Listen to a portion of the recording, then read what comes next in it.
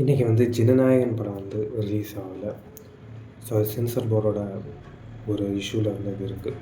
So இதுக்கு முக்கியமான காரணம் என்னென்னா 6 மாதத்துக்கு முன்னாடி நம்ம போனோம். அதாவது கரூர் சம்பவம் தான் இதுக்கு எல்லாமே வந்து மெயின் ரீசன்.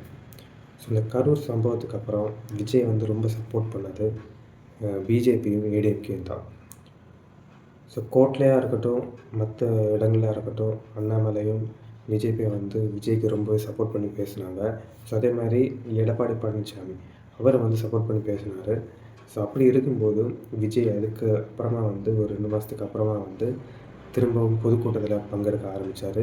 ஸோ அந்த டைமில் அவர் என்ன சொன்னார்னா, டிஎம்கேவும் பிஜேபியும் தான் அவரோட எதிரி அப்படின்னு திரும்பவும் அதே சொல்ல ஆரம்பித்தார். இதை பார்த்து கடுப்பான பிஜேபிக்காரங்க ஒரு டைமுக்கு வேண்டி காத்திருந்தாங்க.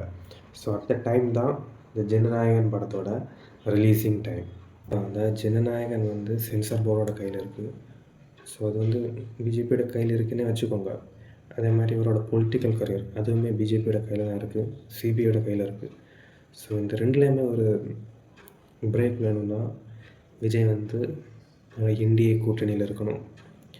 அப்படி இல்லைன்னா படம் ரிலீஸ் ஆகாது. அந்த கேஸில் வந்து விஜய் சிக்கிடுவார். ஸோ இதுதான் வந்து பொலிட்டிக்கல் நடந்துகிட்ருக்கு. ஸோ இதிலேருந்து விஜய் எப்படி தப்பிப்பார், தப்பிக்க முடியுமா அப்படிங்கிறத நம்ம பொறுத்திருந்து தான் பார்க்கணும். ஒரு பொலிட்டிக்கல் கேம். ஸோ இப்படி யோசிச்சு பாருங்கள். இப்போ விஜய் வந்து படம் ரிலீஸ் பண்ணல. ஸோ அந்த சிபிஐயோட தீர்ப்பு கூடிய சீக்கிரம் எதுவும் வராது. ஸோ அப்படி இருக்கும்போது விஜய் வந்து வின் பண்ணிட்டார், வின் பண்ணி சிஎம் ஆக போகிறாரு.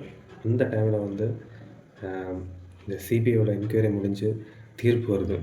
அதாவது விஜய் வந்து குற்றவாளி, அவரை வந்து தண்டிக்கணும் அப்படின்னு சொல்லி ஒரு 2 மாதம், ஒரு 6 மாதம் வரைக்கும் இந்த ஜெயில் தண்டனை கொடுத்தாங்கன்னு வச்சுக்கோங்க. திரும்ப விஜய் வந்து சிஎம் ஆக முடியாது. எந்த காலத்துலேயுமே வந்து அவர் கேண்டிடேட்டாக நிற்கவே முடியாது. ஸோ எப்படி பார்த்தாலும் கேம் இப்படி தான் வருது. ஸோ இதுலேருந்து விஜய் எப்படி தப்பிக்க போகிறாரு அப்படிங்கிறதும் நம்ம பொறுத்திருந்து தான் பார்க்கணும். ஒருவேளை ஒரு எலெக்ஷன் நின்று தோற்று போயிட்டார் அப்படின்னு வச்சுக்கோங்க, திரும்ப சினிமாவுக்கு போக முடியாது. ஏன்னா ஒரு டிவிக்கே வரலைன்னா கண்டிப்பாக வந்து டிஎம்கே தான் திரும்ப வரும். அது எல்லாருக்குமே தெரியும். ஸோ டிஎம்கே வந்து என்ன நடக்கும், இவருக்கு எந்த சினிமா வாய்ப்புமே கிடைக்காது. அதுக்கப்புறம் சிபிஐ விசாரணையில் இவர் உள்ளேயும் போயிட்டாருன்னா அதுக்கப்புறம் கேண்டிடேட்டாகவும் நிற்க முடியாது. ஸோ விஜயோட நிலைமை இப்போ வந்து ரொம்ப பரிதாபமாக தான் இருக்குது. பொறுத்திருந்து பார்ப்போம் என்ன நடக்குது.